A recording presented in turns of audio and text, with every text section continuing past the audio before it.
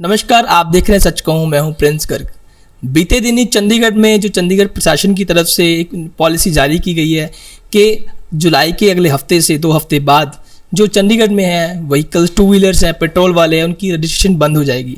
आज हम बैठे हैं चंडीगढ़ में, तो हमारे साथ प्रेम गर्ग जी है आम आदमी पार्टी से। इनसे जानेंगे इनका विचार क्या है, किस तरह से लोगों को परेशानी आ सकती है, क्या दिक्कतें हो सकती है। सर नमस्कार, स्वागत है आपका। नमस्कार जी। इसमें सबसे बड़ी बात यह है कि इंडिया के किसी भी राज्य में जी ऐसी अभी तक पॉलिसी नहीं लाई गई बिल्कुल कि 1 जुलाई से 2 पहिया जो वाहन है बिल्कुल उनको बंद कर दिया जाएगा। जी चंडीगढ़ में ऐसी कौन सी आफत आ गई कि जो इनको ये पॉलिसी लानी पड़ी। दूसरा क्या है कि देखिए, ये जो 2 पहिया वाहन है, स्कूटर या मोटरसाइकिल, ये एक लड़के लोग या जो मिडिल क्लास लोग हैं वो बिल्कुल यूज करते हैं।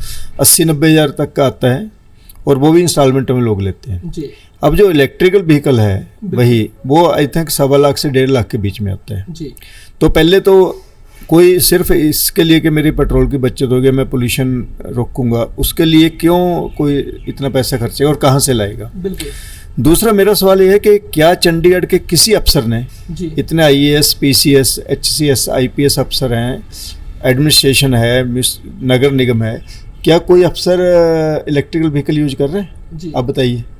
जी एक भी राजभवन में, नगर निगम में या सेक्रेटेरिएट में कोई व्हीकल, क्या इलेक्ट्रिकल व्हीकल यूज होने लगी है? तीसरा पॉइंट क्या है कि यहाँ पे जितनी डीलरशिप्स हैं उसमें कम से कम 2-2.5 हज़ार लोग इसमें एम्प्लॉयमेंट में हैं। जी अब क्या 1 जुलाई से वो डीलरशिपें बंद हो जाएंगी और फिर 1 अप्रैल से दोबारा खुलेंगी? जी क्योंकि आपने ईयर वाइज कोटा कर देना, बिल्कुल। इसका मतलब 6 महीने के लिए अब या 9 महीने के लिए बंद रहेंगी। जी तो उसमें जो हज़ारों लोग, उसमें हज़ारों लोग लगे हुए हैं उस लाइन में, बिल्कुल। और करोड़ों रुपए की इन्वेंट्री पड़ी है, जी। उसका क्या करेंगे? मगर ऐसा एक तुगलकी फरमान कर देना कि 1 जुलाई से हम बंद कर देंगे, कोई लॉजिक नहीं बनता। पहले सबसे बड़ा पॉइंट है कि जितने सोच रहे हैं जी कि यहाँ पे व्हीकल रजिस्टर होने चाहिए, बिल्कुल। उतने तो इंडिया में बनते भी नहीं। अभी कितने बन रहे हैं भाई? कोई डाटा तो देखे ना, कितने बन रहे हैं? क्या सारे के सारे जो इंडिया में प्रोडक्शन वो सारी चंडीगढ़ में बिकेगी आके? जी जी और जो स्टॉक पड़ा है उसका क्या होगा? बिल्कुल।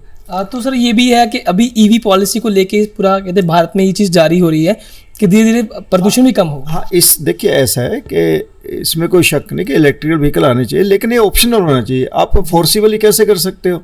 या तो ऐसे करो ना, जैसे सोलर प्लांट में आप सब्सिडी देते हो जी जी कि ठीक है, ये आप गवर्नमेंट आपको देगी इलेक्ट्रिक व्हीकल, जो रेट पेट्रोल व्हीकल का उतने में आपको दे देगी, बाकी सब्सिडी दे देगी। फिर तो कोई लॉजिक है।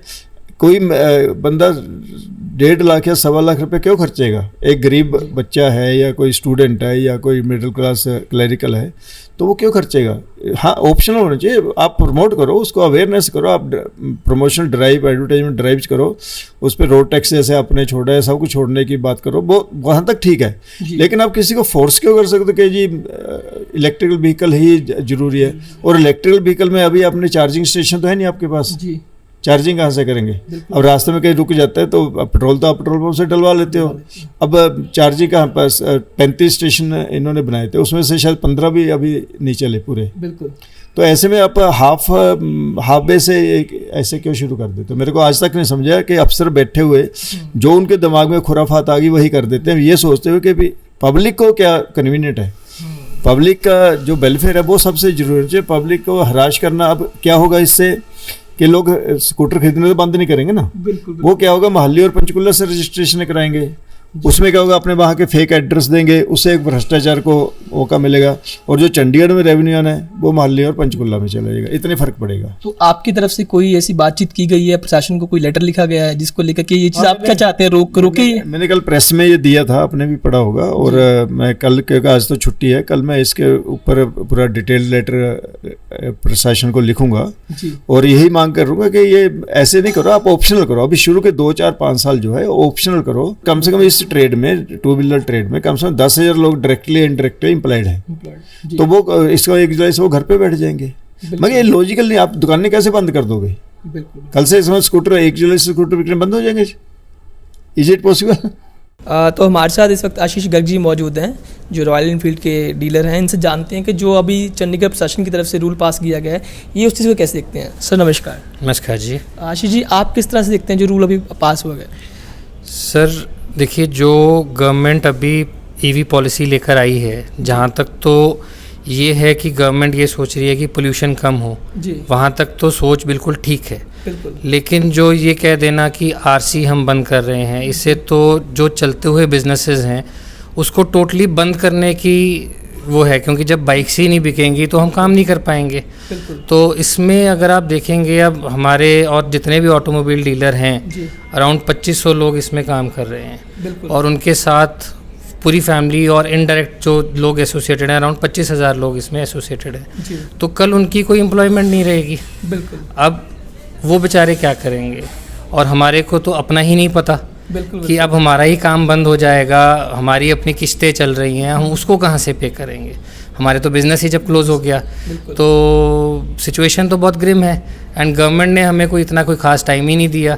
जैसे कार में 5-7 साल का भी टाइम दिया है, हम लोगों को तो सीधा ही कहा कि अगले महीने से बंद हो जाएगा। तो टाइम, और हमारी इतनी इन्वेंट्री पड़ी है, करीबन 2-3 करोड़ का माल तो मेरे पास ही पड़ा है। अगर स्पेयर पार्ट लूँ, बाकी चीज़ें लूँ, तो उसको कहाँ मैं निकालूंगा। तो टोटली गलत, मेरे हिसाब से तो टोटली गलत है जी, जो इसको बंद करना है आरसी को। जी जी। आपकी कोई इस चीज़ को लेके बातचीत हुई है कोई चंडीगढ़ प्रशासन की तरफ से? सर, बातचीत तो डीलर एसोसिएशन ने काफ़ी बार उनको रिक्वेस्ट भी की है। जब पॉलिसी आई थी तब पूरी एसोसिएशन ने उनको ऑब्जेक्शंस भी दिए थे इन्हीं चीज़ों को लेके कि अनएम्प्लॉयमेंट हो जाएगी, बिजनेसेस बंद हो जाएंगे, सब कुछ, गवर्नमेंट का भी रेवेन्यू लॉस हो जाएगा। तो सब चीज़ों को पूरा हमारी डीलर एसोसिएशन ने जो चंडीगढ़ की है, उन्होंने पूरी एक रिप्रेजेंटेशन बना के दी थी। बिल्कुल। बट सरकार ने फ़िलहाल तो उसको अनदेखा ही किया है कि हमने बिजनेसेस शायद बंद ही करने हैं। आप कैसे देखते हैं जो प्रशासन का रूल लागू हुआ है कि जो बाइक की आरसी जुलाई में नहीं बनेगी? नहीं, बंद नहीं होनी चाहिए बिल्कुल भी। नहीं, तो आप कैसे देखते हैं? आप एक बाइक परचेज करने आते हैं तो अभी फिर नहीं करेंगे आगे से बाइक परचेज? देखो, आरसी जैसे बंद हो रही है ना, तो फॉर द टाइम बिंग अगर हो रही है, फिर तो जब नेक्स्ट खुलेगा तो भी लेंगे। नहीं, अभी खुलने का तो पता नहीं, चंडीगढ़ में प्रॉपरली बंद हो जाएगा। उन्होंने बोला कि आप ईवी ले सकते हैं, इलेक्ट्रिक व्हीकल का कोई है नहीं, कोई पर्पस ही नहीं है। मतलब लोकल चलाने के लिए अगर जोन सा पर्पस मेरे को चाहिए वो रॉयल एनफील्ड में ही है। नहीं, आप किस पर्पस के लिए बाइक यूज़ करते हैं? राइड के लिए। राइड के लिए। तो लेकिन फिर ये है इन्वायरमेंट के लिए अच्छा है, इसलिए ईवी पॉलिसी लेके आई गई है। एनवायरनमेंट के लिए ठीक है, पोल्यूशन ठीक है, कम होना चाहिए। बट देखा जाए तो जितनी भी आजकल ये नई BS6 मॉडल्स आ रहे हैं तो पोल्यूशन कम ही है, कोई इतना ज़्यादा है नहीं है। फिर आप इस रूल को किस तरह देखते हैं? मेरे हिसाब से तो बंद नहीं होनी चाहिए। बंद नहीं